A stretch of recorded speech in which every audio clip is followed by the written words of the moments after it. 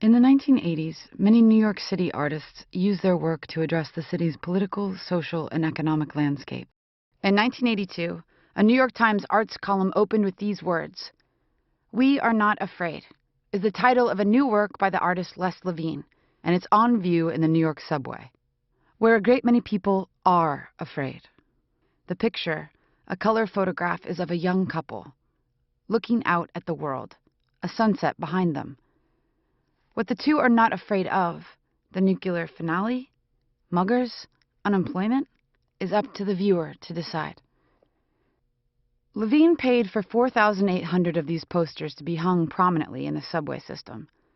As the Times notes, Levine's message is ambiguous, but in New York in the 1980s, the public refusal of fear was a clear political act. New York had almost declared bankruptcy in 1975, and it was still in bad financial shape in the beginnings of the 80s. It grew rougher still later in the decade with the crack and heroin epidemics. Some people felt that the system was failing the New York's most vulnerable residents. In response, many artists began making political work, criticizing business and the government for greed and indifference to the city's suffering. They objected to the demonization of the poor. Artists also responded negatively to the call, largely issued by city officials working on behalf of real estate developers, to clean up the streets. In practice, this meant displacing the homeless and drug-addicted, not housing or treating them, and pushing longtime renters out of their neighborhoods in favor of those who could afford to pay more. Gentrification was a major issue. In the 60s and 70s, many artists and galleries moved to Soho, inhabiting lofts in a neighborhood abandoned by industry. In the beginning of that period, Soho had become a wasteland. By the 80s, it was considered chic, in no small part because of the art world. Now, younger, less established artists largely lived in the Lower East Side. They were well aware that their presence there could help developers transform the neighborhood.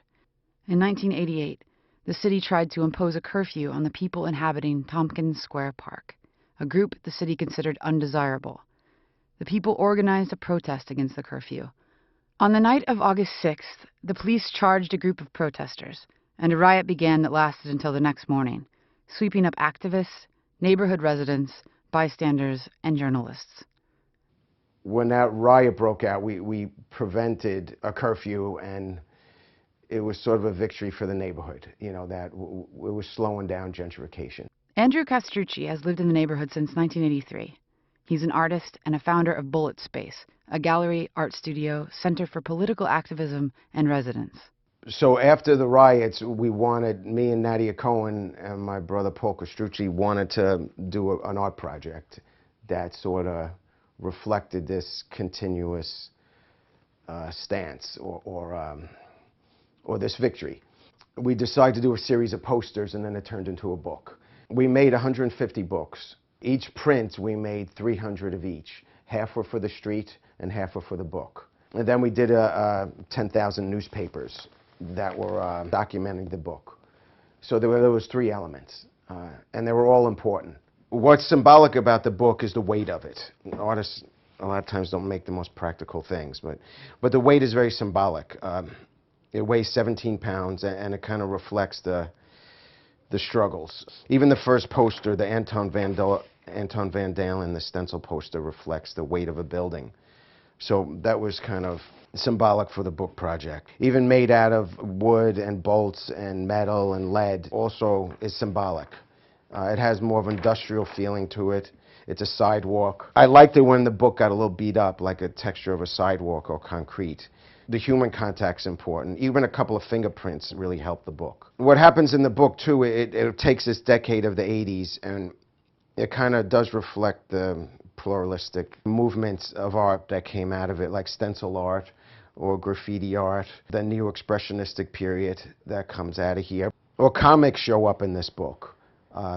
People like Seth Tabachman and also David Wojnarowicz. When you think of the styles of art that come out of the 80s, comics and art and the figure and mixed in with abstraction. This is Wojnarowicz's one of the last pieces of art he makes, so it's very different from his other works.